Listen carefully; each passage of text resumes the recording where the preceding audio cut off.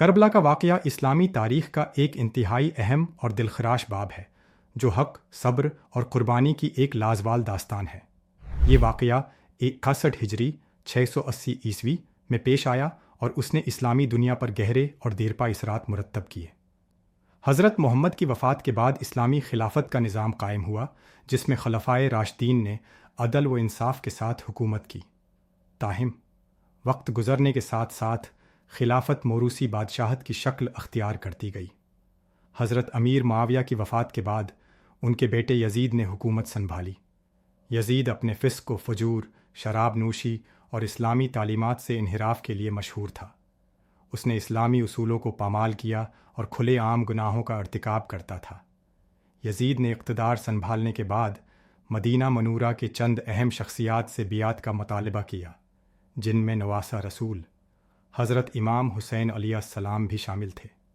امام حسین علیہ السلام نے یزید کی بیعت سے انکار کر دیا کیونکہ ان کے نزدیک یزید جیسے فاسق و فاجر شخص کی بیعت کرنا دین اسلام کو بدنام کرنے اور ظلم کو جائز قرار دینے کے مترادف تھا۔ مدینہ سے مکہ اور کوفہ کے خطوط۔ یزید کو جب کوفہ کے حالات کا علم ہوا تو اس نے عبید اللہ ابن زیاد کو کوفہ کا نیا گورنر مقرر کیا، جو اپنی سختی اور ظلم کے لیے مشہور تھا۔ ابن زیاد نے کوفہ پہنچ کر مسلم بن عقیل کے حامیوں کو دھمکایا اور انہیں خوفزدہ کیا۔ اہل کوفہ، جو کہ اپنی بے وفائی اور وعدہ خلافی کے لیے مشہور تھے، ابن زیاد کے خوف سے مسلم بن عقیل کا ساتھ چھوڑ گئے۔ بالآخر مسلم بن عقیل کو گرفتار کر کے بے دردی سے شہید کر دیا گیا۔ امام حسین علیہ السلام کو کوفہ سے روانگی کے بعد راستے میں مسلم بن عقیل کی شہادت کی خبر ملی۔ آپ کے ساتھیوں نے آپ کو واپس جانے کا مشورہ دیا، لیکن امام حسین علیہ السلام نے فرمایا کہ اب واپسی ممکن نہیں۔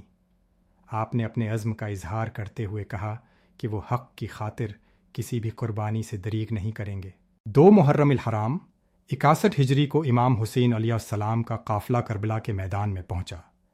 یہ ایک ویران اور خشک علاقہ تھا۔ یزیدی لشکر نے، جو ہزاروں کی تعداد میں تھا، امام حسین علیہ السلام کے قافلے کا راستہ روک لیا۔ 7 محرم الحرام کو یزیدی فوج نے دریائے فرات سے پانی کی رسائی مکمل طور پر بند کر دی تاکہ امام حسین علیہ السلام اور ان کے ساتھیوں کو پیاس سے نڈھال کر کے بیعت پر مجبور کیا جا سکے۔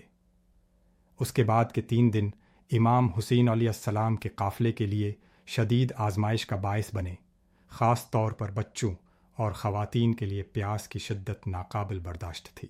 9 محرم الحرام کی شام کو، جسے شب عاشور کہا جاتا ہے، امام حسین علیہ السلام نے اپنے تمام ساتھیوں کو جمع کیا۔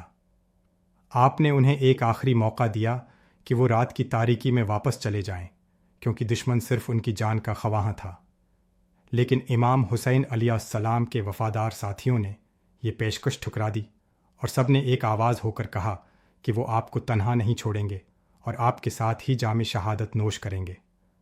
اس رات امام حسین علیہ السلام اور ان کے ساتھیوں نے عبادت، دعا اور تلاوت قرآن میں گزاری۔ 10 محرم الحرام 61 ہجری روز عاشور اسلامی تاریخ کا وہ دن ہے جب حق و باطل کے درمیان ایک عظیم جنگ لڑی گئی۔ صبح ہوتے ہی امام حسین علیہ السلام نے دشمن فوج کو خطبہ دیا اور انہیں اللہ کا خوف دلایا، لیکن ان پر کوئی اثر نہ ہوا۔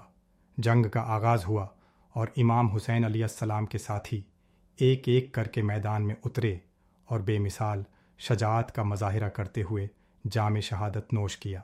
حضرت علی اکبر، امام حسین علیہ السلام کے بڑے صاحبزادے، جو شکل و صورت میں رسول اکرم سے مشابہت رکھتے تھے، میدان میں اترے اور بہادری سے لڑتے ہوئے شہید ہوئے۔ حضرت قاسم بن حسن، امام حسن علیہ السلام کے نوجوان بیٹے، جو ابھی کم سن تھے، نے بھی میدان جنگ میں شجاعت کے جوہر دکھائے اور شہید ہوئے۔ حضرت عباس علمدار، امام حسین علیہ السلام کے بھائی اور علمدار، جو اپنی بہادری اور وفاداری کے لیے مشہور تھے، پیاسے بچوں کے لیے پانی لینے کی کوشش میں دریائے فرات کے کنارے شہید ہوئے۔ ان کے بازو قلم کر دیے گئے، لیکن انہوں نے ہمت نہیں ہاری۔ حضرت علی اصغر، امام حسین علیہ السلام کے 6 ماہ کے شیرخوار بیٹے، جو پیاس کی شدت سے نڈھال تھے، کو امام حسین علیہ السلام نے دشمن کے سامنے پیش کیا اور ان کے لیے پانی مانگا، لیکن ظالموں نے پانی کے بجائے تیر مار کر اس معصوم کو شہید کر دیا۔ ایک ایک کر کے تمام ساتھی اور اہل بیت کے افراد شہید ہو گئے اور امام حسین علیہ السلام تنہا رہ گئے۔ آپ نے شدید زخمی حالت میں بھی بے مثال بہادری سے جنگ لڑی۔ بالآخر آپ پر چاروں طرف سے حملہ کیا گیا اور آپ کو شہید کر دیا گیا۔ آپ کا سر جسم سے جدا کر دیا گیا اور آپ کے جسم اطہر کو گھوڑوں کی ٹاپوں سے پامال کیا گیا۔ امام حسین علیہ السلام کی شہادت کے بعد یزیدی فوج نے خیموں کو لوٹا اور آگ لگا دی۔ خواتین اور بچوں کو قیدی بنا لیا گیا۔ ان اسیران میں امام حسین علیہ السلام کے بیمار بیٹے امام زین العابدین علیہ السلام اور ان کی بہن حضرت زینب سلام اللہ علیہا بھی شامل تھیں۔ انہیں کوفہ اور پھر دمشق میں یزید کے دربار میں پیش کیا گیا۔ حضرت زینب سلام اللہ علیہا نے یزید کے دربار میں اور کوفہ کے بازاروں میں بے مثال خطبے دیے، جس میں انہوں نے واقعہ کربلا کی حقیقت کو بیان کیا اور یزید کے ظلم و ستم کو بے نقاب کیا۔ ان کے خطبوں نے کربلا کے پیغام کو زندہ رکھا اور یزید کے اقتدار کی بنیادوں کو ہلا دیا۔ کربلا کا واقعہ صرف ایک تاریخی حادثہ نہیں، بلکہ یہ حق و باطل، عدل و ظلم اور ایمان و کفر کے درمیان ایک ابدی کشمکش کی علامت ہے۔ امام حسین علیہ السلام کی قربانی نے یہ ثابت کیا کہ باطل کے سامنے سر جھکانے سے بہتر ہے کہ حق کی خاطر جان قربان کر دی جائے۔ کربلا کا پیغام یہ ہے کہ ظلم کے خلاف آواز اٹھانا، چاہے اس کی قیمت کچھ بھی ہو، ہر مسلمان کا فرض ہے۔